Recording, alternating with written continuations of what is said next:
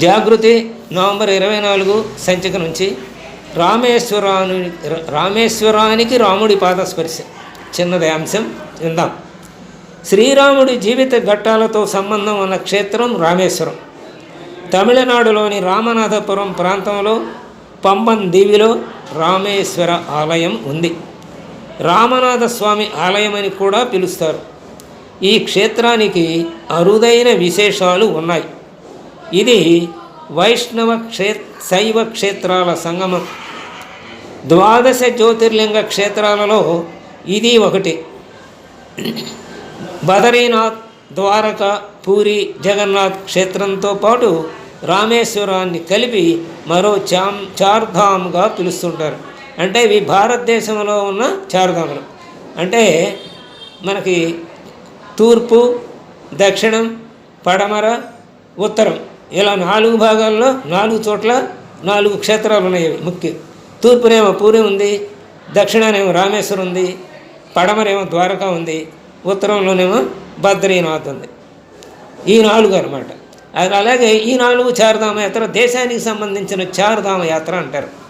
అదే హిమాలయాల్లో ఉన్న చార్ధామ యాత్ర అంటే ఏదంటే యమునోత్రి, గంగోత్రి, కేదార్నాథ్, బద్రీనాథ్. ఆ 4 అది ఉత్తరానికి సంబంధించిన హిమాలయాల సానువుల్లోని చార్ధామ యాత్ర. ఇప్పుడు మనం చెప్పుకునేది యావత్ భారతదేశంలోని చార్ధామ యాత్ర. అదే బద్రీనాథ్, ద్వారకా, పూరి, అలాగే రామేశ్వరం. ఇక్కడ ఉన్న పురాతన ఆలయాన్ని శ్రీలంక పాలకుడు పరాక్రమ బాహు 12వ శతాబ్దంలో విస్తరించాడని చరిత్ర చెబుతోంది. ఇందుకు సంబంధించిన ఒక శిలాశాసనం ఆలయంలో ఉంది.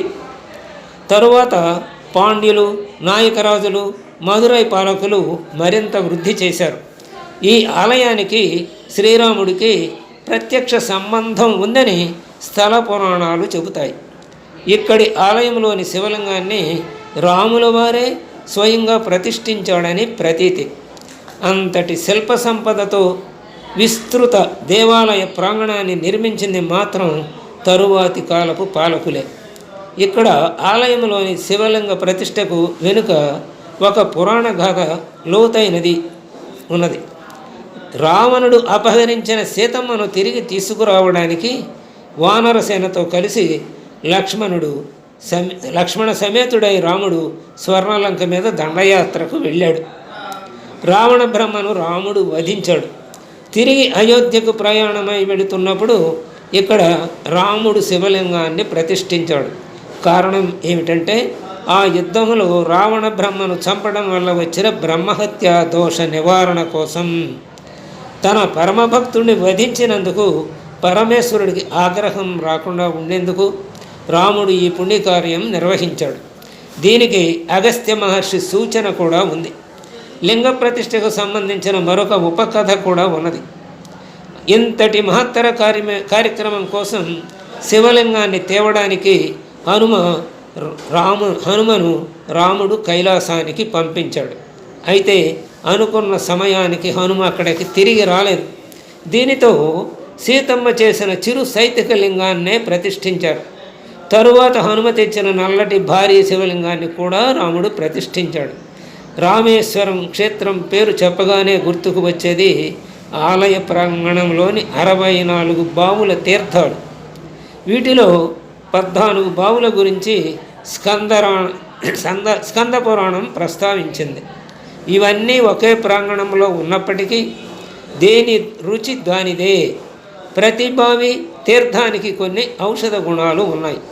లోపలి శివలింగాన్ని దర్శించుకునే ముందే ఈ బావుల తీర్థంతో భక్తులు స్నానమాచరిస్తారు.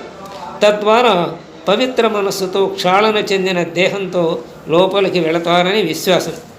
ఇందులో మొత్తం 3850 అడుగుల పొడవైన 3 నడవాలు ఉన్నాయి. తమిళనాడుకి రామునికి సంబంధం లేదని దబాయించే ద్రవిడ పార్టీల కళ్ళు తెరిపించగల స్థాయిలో ఆ తమిళనాడులో రామాలయాలు ఉన్నాయి. ఎక్కువ ఆలయాలు వందలాది సంవత్సరాల క్రితానివే. చతుర్భుజ రామర్ ఆలయం పోన్ పధార్ కూడమనే చోట ఉంది. అలాగే వల్వేల్ రామర్ కోవిల్ తిరుపుల్లభూత గుడి, ఇది అక్కడ ఉందన్నమాట. తిరుపుల్లభూతం గుడి అనే చోట ఇది వల్వీల్ రామర్ కోవిల్. ఇలా ఇంకా అనేక చోట్ల తమిళనాడులో రామాలయాలు ఉన్నాయి. రాముడికే ప్రత్యేకంగా పంచరామక్షేత్రాలు కూడా ఈ తమిళనాడులో ఉన్నాయి. అలాగే మన ఆంధ్రప్రదేశ్లో కూడా పంచారామాలని ఇదివరకే మనం తెలుసుకున్నాం. కుమారరామం, క్షీరారామం, సోమారామం, అమరారామం, తర్వాత ఇంకో రామం పేరు చెప్తారా?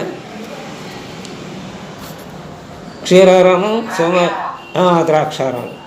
ఈ 5 ఆరామాలు. ఇక్కడేమో 5 ఆరామ క్షేత్రాలు ఇవి.